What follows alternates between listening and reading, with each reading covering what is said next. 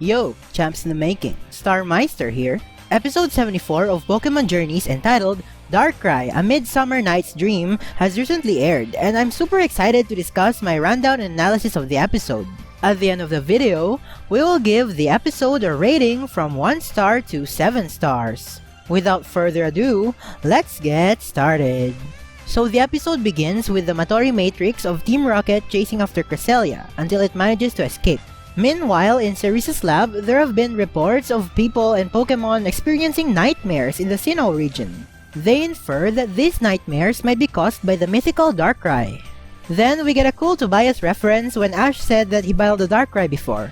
Intrigued by the nightmare phenomenon, Go declares that he and Ash investigate the mystery and fly straight to Sinnoh.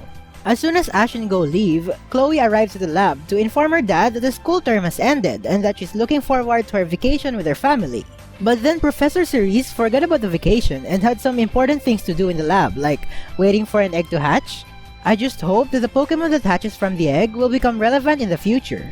Then Chloe's mom informs her that she's got an illustration job to do, so she can't go either. Then her brother proceeds to tell her that he doesn't really care about the vacation and would rather spend a summer camp with his friends at this point. So Chloe is left with no choice but to go on the vacation alone. Next, we see another reference to the DP saga when Chloe packs a big suitcase, then her mother gives her a small bag to carry only the essential items, very similar to Dawn's first episode. In Sinnoh, we get this iconic "I'm on a new adventure" pose. Serena return confirmed? Chloe bumps into a stranger who challenges her to a battle, causing her to run away. Then we get to see this cool cameo of Joanna talking about Pokemon contests. This excites Eevee, so Chloe decides to ride a bus to Eterna City to watch a contest. While waiting for the bus to arrive, they decide to go explore some stuff. And as soon as Eevee plays with and irritates a Starly, an entire flock attacks them, another reference to Dawn's early days. Then a sudden downpour further adds to their inconvenience. When the rain died down, we see yet another reference when Chloe glimpses upon a beautiful lake, same with Dawn. In another story, Ash and Go begin their investigation about the mysterious nightmares. We even get this funny scene of Krista and Ren doing the Team Rocket motto and Cerise going mad. I wish it was real though. We also have a scene of Matori manipulating Jessie, James, and Meowth into capturing the runaway Cresselia, which excites the trio, thinking that they'll be instantly promoted. Anyways, back to Chloe. She clearly missed the bus, so she decides to cook a tasty meal and camp for the night. Then out of nowhere, a Piplup springs out of the woods, burns himself in a boiling curry, then out comes his trainer who also stumbles in an awkward fashion. Not the most eventful, but I love that Dawn's reintroduction was made random and hilarious at the same time. Perfectly fits her personality. So Chloe shares her food with Dawn, and she learns that Dawn is gonna participate in the upcoming Eterna contest. Dawn encourages her to enter as well, and then proceeds to talk about her past adventures, even referencing Ash and Brock. And we get a confirmation that there indeed are contests in Unova. Chloe and Dawn share a tent, and the next day, Piplup fixes her messy hair with Bubble Beam. They hit the road again, and along the way, Dawn gets distracted with lots of random things. A spring, a Badoo, some cherry blossoms, some berries, a plain grass, a tree with a Burmy. This angers Chloe because as opposed to Dawn's happy-go-lucky personality, Chloe is a rigid and by-the-books type of girl, so it's amazing to see their clash of personalities.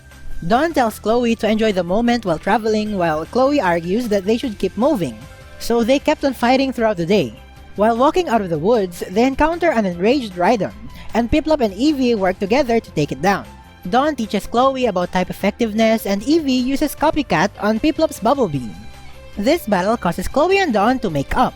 Not far from them, they see a glowing pink light which turns out to be Cresselia.